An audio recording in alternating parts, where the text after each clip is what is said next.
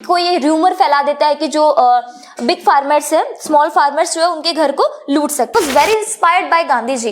गांधी जी से इन्होंने बहुत इंस्पिरेशंस ली थी, बहुत इंस्पायर्ड थे। उनके बच्चों ने स्कूल जाना, कॉलेज जाना बंद कर दिया।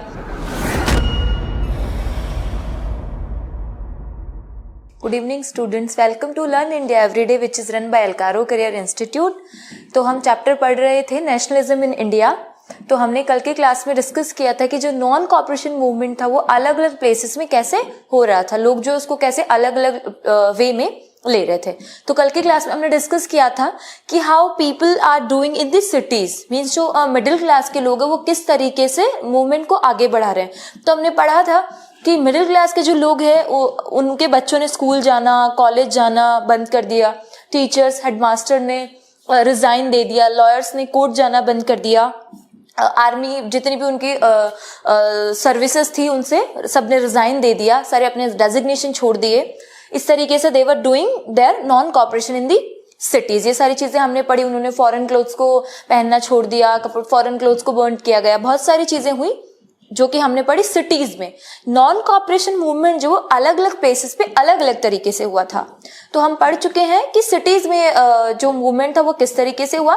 तो आज की क्लास में हम ये डिस्कस करेंगे कि नॉन कॉपरेशन मूवमेंट जो है वो पूरी कंट्री के अलग अलग प्लेसेस में किस तरीके से हुआ, विलेजेस में किस तरीके से हुआ, ट्राइब पीपल ने इसको कैसे किया और प्लांटेशन वर्कर ने इसको कैसे किया। तो आइए स्टार्ट करते हैं।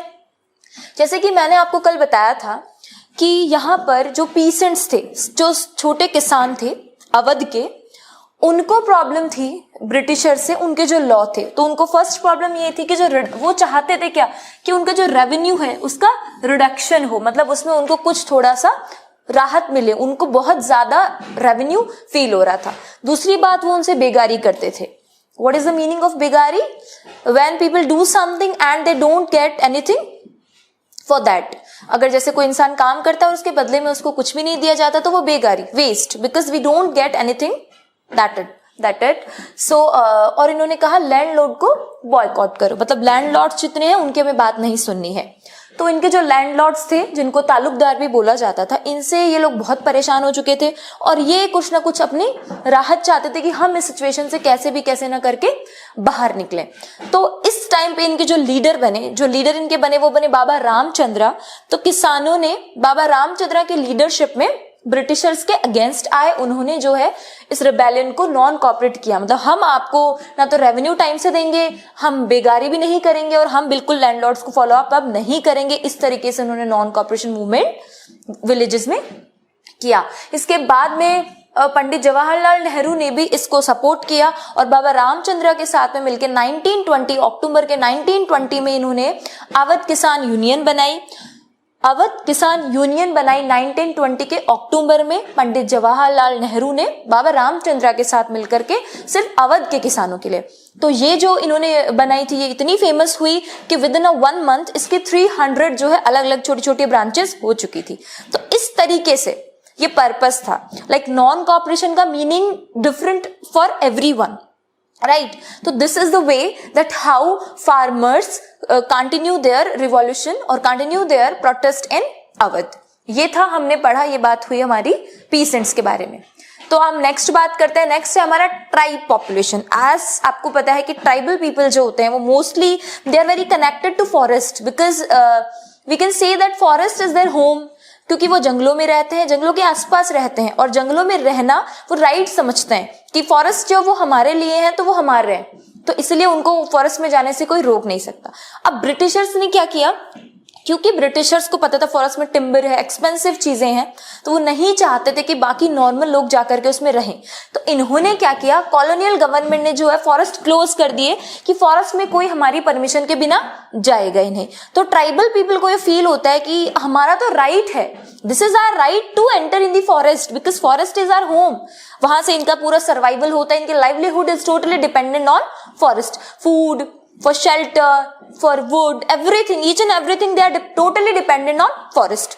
तो इस तरीके से इन लोगों को लगता है कि this is not good for us, इस तरीके से हमारी चीजें नहीं हो सकती है, मतलब हमसे कोई हमारा फॉरेस्ट कैसे छीन सकता है।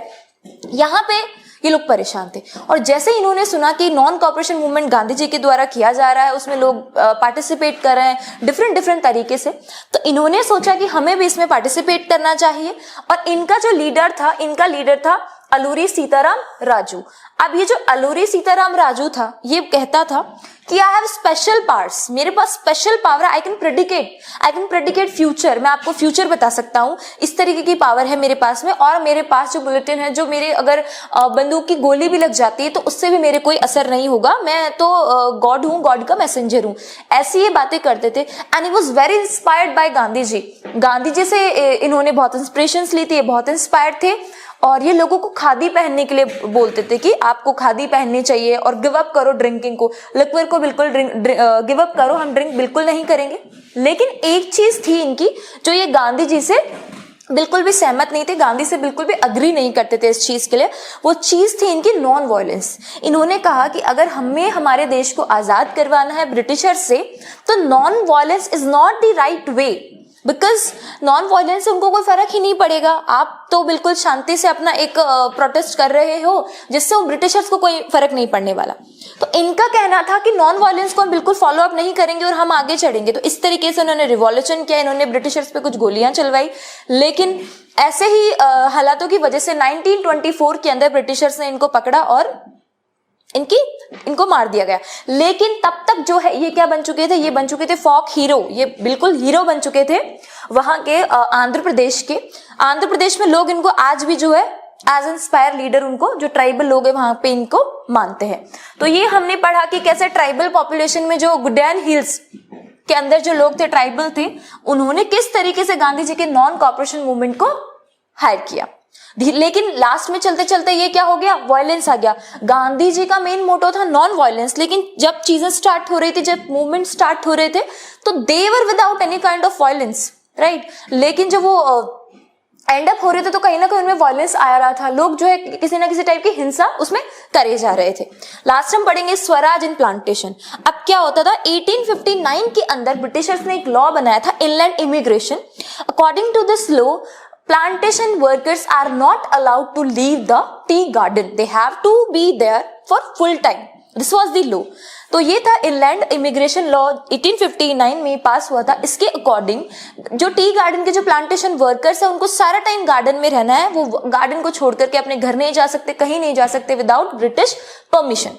तो यहाँ जब सारे वर्कर्स ने सुना कि गांधी जी ने नॉन कॉपरेशन मूवमेंट स्टार्ट किया है और हमें भी इसमें पार्टिसिपेट करना चाहिए, तो उन्होंने भी इसमें पार्टिसिपेट किया। तो ये क्या करा, ये इन सब लोगों ने गार्डन को छोड़ करके ये लोग बाहर चले गए। इस तरीके से उन्होंने नॉन कॉपरेशन मूवमेंट किया।